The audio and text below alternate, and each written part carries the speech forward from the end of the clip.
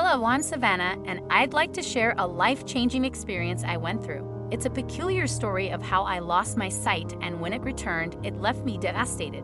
You might find it unusual to hear someone who was once blind lamenting about regaining their sight, but if you bear with me, you'll understand why. My journey begins when I was 12 years old. My parents and I embarked on a trip out of town to attend my new baby cousin's christening. It was an extraordinary day, and I relished the opportunity to reunite with family members I rarely saw. Moreover, my mom and dad had gifted me a splendid expensive dress. It was a stunning shade of purple, adorned with sequins and glitter, and it felt incredibly soft against my skin. I cherished that dress. The day was filled with joy, and everyone was in high spirits. However, during the post-christening party, I ventured to find my mom and dad, only to discover them outside, engaged in a heated argument. The situation left me feeling awkward and bewildered. Why were they fighting? Not wanting them to know I had witnessed their altercation, I decided to flee and spent the remainder of the day with my aunt and uncle. When it was time to depart, my parents found me. They were both wearing smiles, and it seemed that whatever had caused their disagreement had been resolved. I felt a profound sense of relief, thinking that everything was back to normal. But then, the unexpected occurred. As we were driving down the highway on our journey home, there was a sudden, deafening crash. Another vehicle had collided with the side of ours. I don't recall the specifics of what transpired next. All I can recollect is that my world was instantly plunged into darkness. Evidently, another driver had crossed into our lane without checking their mirrors, resulting in the accident. My parents and my doctor later informed me that I had been in a coma for 2 weeks following the collision. Unfortunately, I don't have any memories of those weeks. When I finally regained consciousness, my world remained engulfed in darkness. It felt incredibly strange. I kept blinking my eyes, but nothing changed. It was as though my eyelids were glued shut despite being wide open. Panic surged through me, and I let out a terrified scream. The doctors had to administer a sedative to calm me down. Eventually, after enduring a whirlwind of tears and confusion, I was ready to hear what had happened.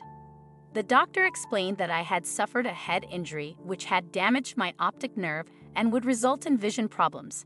However, even then, they didn't anticipate a complete loss of sight. But that's exactly what happened. My parents were devastated, and so was I.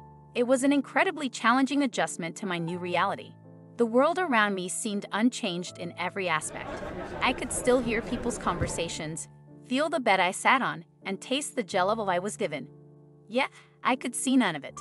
All I saw was an endless void of blackness, like the night sky had permanently wrapped itself around me, devoid of stars. It was profoundly unsettling, especially in those initial days. As a child, I had always been afraid of the dark, and now darkness had become my entire world. There was no nightlight to switch on.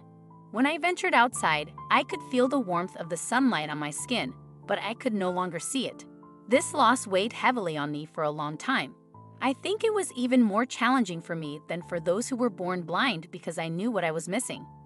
At night, I would dream of regaining my sight. In those dreams, I could see the beautiful garden with its vibrant flowers, each in its distinct color, red, blue, purple. I could gaze upon the clear blue sky and admire a new dress without having to ask my mother about its color. My life underwent other changes as well. I was withdrawn from my regular school and placed in a specialized educational setting with teachers who had received special training and access to equipment designed to help me learn. I was introduced to an unusual method of reading using my fingers. Mrs. Powell called it Braille, but essentially, it was a system of raised bumps on a piece of plastic representing different letters. The one silver lining in my life was that my parents eventually allowed me to have a dog. It was a specially trained golden retriever that served as my guide and companion, helping me navigate outside the house independently without relying on my parents. Though they didn't grant me this freedom very often, I named him Dylan and we became inseparable. Over the next 4 years, I did my best to make the most of my life.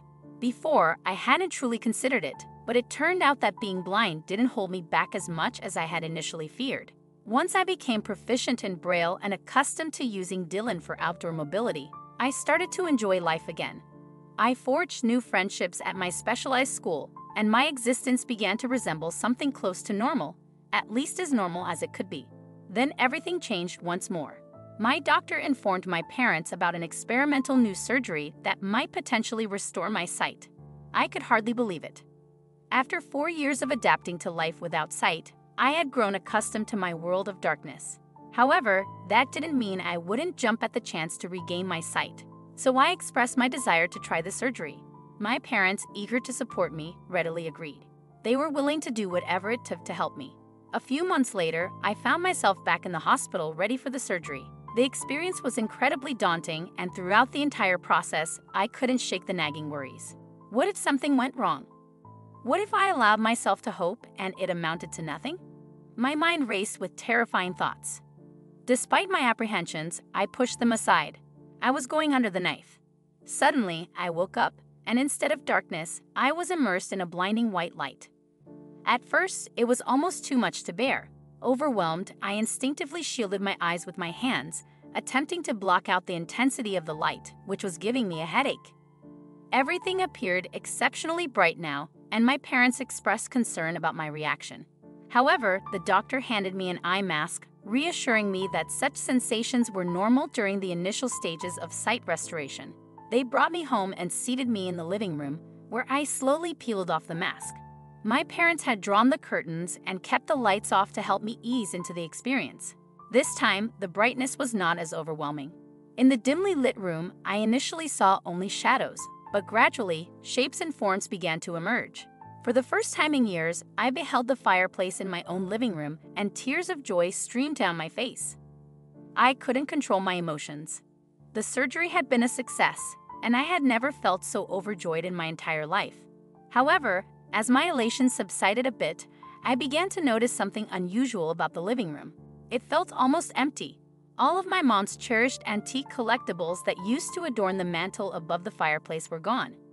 The walls were devoid of the paintings that had once adorned them. Confused and disoriented, I turned my head from side to side, trying to make sense of the situation. And then it hit me like a ton of bricks. They must have sold these belongings. They must have sacrificed their cherished possessions to cover the costs of my operation. My heart sank, and I rushed to the kitchen to find them and ask what had transpired. However, when I arrived in the kitchen, I was taken aback.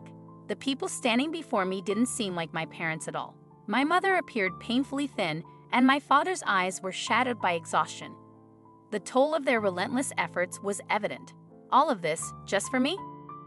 They explained that the surgery had been only part of the expenses. My new school's tuition had been a hefty burden, as had the countless doctor's appointments. They had invested in Braille books for my education, and the cost of my guide dog had added up. To make ends meet, they had taken out a loan for the surgery and were now working long hours, even double shifts. Guilt washed over me like a tidal wave. I couldn't fathom how much pain I had inadvertently caused my parents. At that very moment, I made a firm decision to make amends. I was determined to find a part-time job as soon as my eyesight fully recovered, and that's precisely what I did. I secured an interview at the local grocery store and was set to start my first shift last Saturday. However, when I arrived for work, they informed me that I couldn't begin. It was baffling. Why would my father forbid me from working when it could alleviate our family's financial struggles? Filled with questions, I confronted my father upon returning home. Instead of responding with anger, he began to cry. It was an unprecedented sight for me. He confided that on the day of the accident, he had consumed a single drink, a whiskey and coke, following an argument with my mother. He had carried the weight of guilt for all these years, believing that if he hadn't had that drink, he could have swerved to avoid the other driver or taken some action to protect me from harm. I couldn't fathom the weight of guilt that my father had carried for all these years. I wrapped my arms around him tightly and reassured him that the accident was in no way his fault. It had been a tragic accident, a twist of fate, and accidents happen. The police had determined the other driver to be at fault, and even if it had been my father's fault, I would have forgiven him because we were family. My words seemed to soothe him, and he finally relented, agreeing to let me work and contribute to paying off the loan. Working at the grocery store turned out to be a positive experience for me. I relished interacting with new people every day, and the extra income allowed my mom and dad to take Sundays off.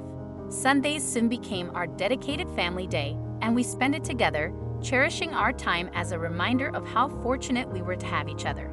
In hindsight, I realized just how fortunate I am to have had a family that supported me through that challenging period in my life.